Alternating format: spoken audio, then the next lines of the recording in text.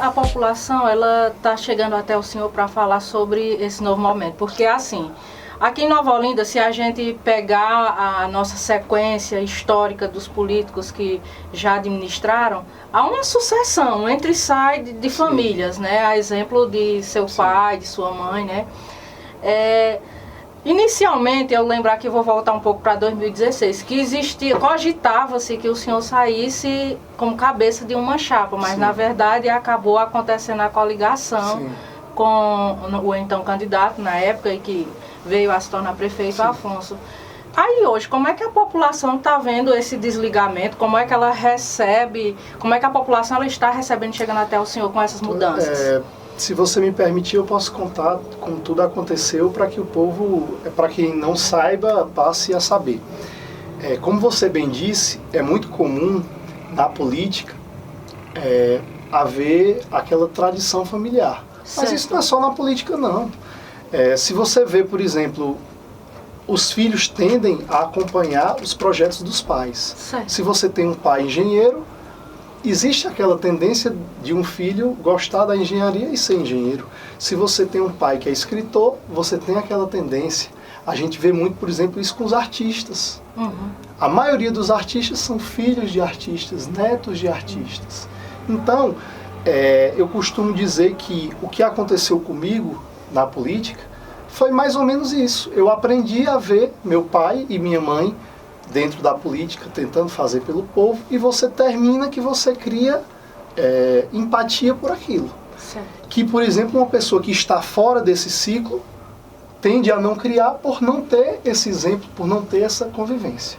Que eu acho que isso se aplica, esse exemplo que eu dei é mais ou menos o que eu penso em relação a isso.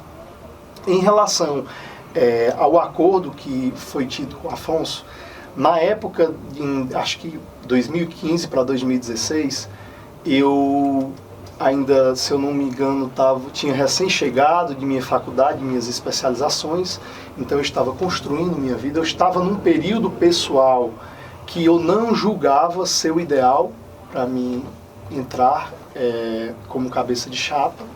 Eu ainda tinha meus filhos muito pequenos, que eu tenho 2 filhos, eu tinha acabado de comprar uma empresa, que é o Posto São Sebastião, então eu ainda estava me organizando em relação à empresa. Pessoalmente, eu tinha alguns projetos pessoais de consultórios, que eu tenho alguns consultórios que eu estava concretizando, então assim, eu julguei que não era meu momento. Aí você me diz, mas por que não era seu momento?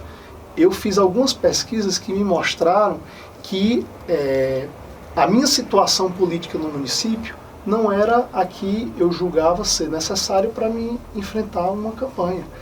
E nesse meio tempo houve o desgaste político entre o atual prefeito Afonso e Ronaldo, o falecido Ronaldo, o ex-prefeito. E nesse meio tempo, como eu decidi que eu não seria candidato, naturalmente o seu grupo político busca em você um posicionamento. Não existe em política você ficar em cima do muro. Eu não tenho como chegar para o meu grupo político e dizer, essa eleição nós não vamos ter candidato, e nós nem vamos apoiar A e nem vamos apoiar B. Isso aí não existe, porque o grupo não aceita isso, o grupo quer um norte, né? O grupo quer saber para onde você vai. Então, diante dos acontecimentos, nós fomos procurados, e o projeto que se mostrou para a gente foi um projeto que na época eu acreditei.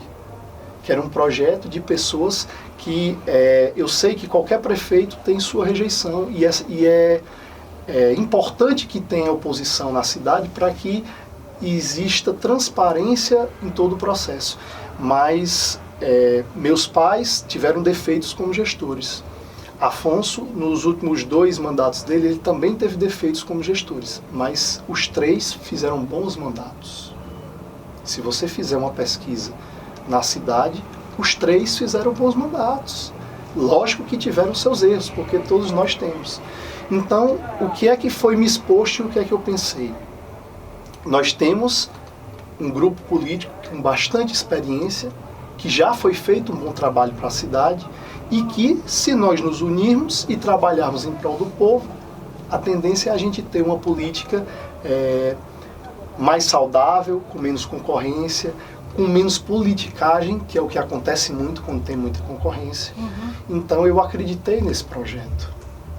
E após a eleição da gente, que foi uma eleição relativamente fácil, com a maioria, que em Nova Olinda a maioria até hoje, a maior maioria, a maior vantagem política em eleição até hoje, mesmo a candidata adversária tendo uma expressão grande, que já refletiu depois da eleição, eu já percebi isso aí, que muita gente do nosso grupo político, de Dr. Alencar e doutora Fábia, não votaram em Afonso, porque tinha uma rejeição muito grande, e correram para votar em Socorro.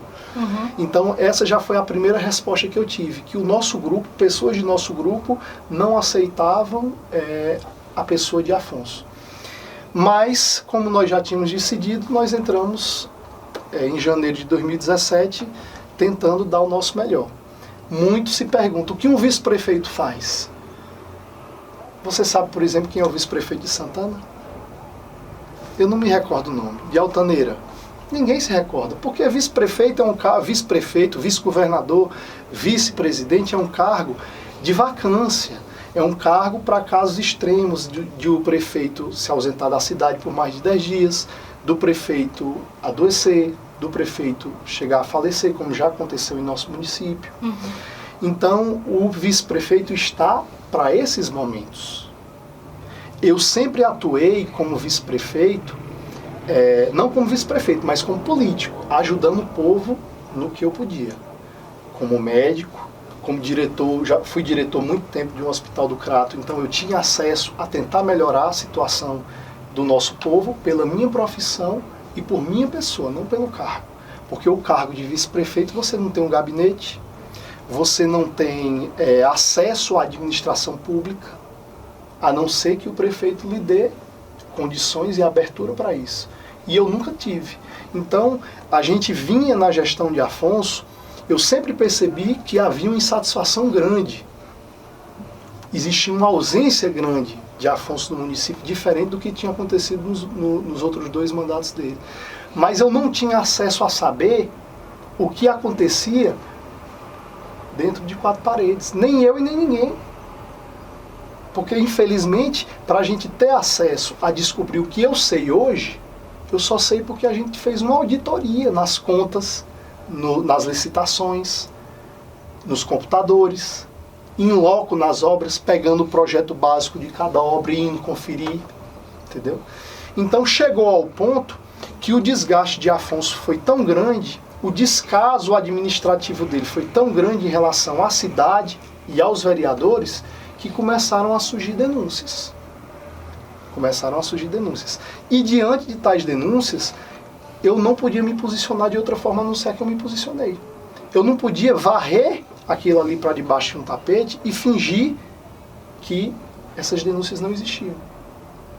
Então eu disse na rádio, é público, é notório, o prefeito Afonso me procurou em minha casa, eu não tenho briga pessoal com ele, até 5, 6 dias antes do afastamento dele na Câmara, ele me procurou em minha casa, me pedindo para que eu intervisse diante dos vereadores para que esse afastamento não viesse a acontecer. E a resposta que eu dei para ele foi a que eu já falei na rádio e vou falar aqui para vocês.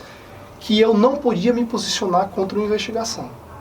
Que se ele não tivesse cometido nenhum ato ilícito, seria comprovado isso e ele continuaria a administração dele. Mas eu intervi, mediante um vereador, mediante usar a minha barganha política que eu tenho com alguém, para que uma investigação não vá para frente, eu não iria fazer isso. Então, nesse momento, houve um rompimento, porque ele exigiu que eu fizesse uma coisa que, moralmente, eu não consegui fazer.